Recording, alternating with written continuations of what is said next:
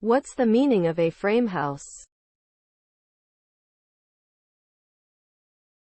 A frame house. A frame house. A frame house. A frame house.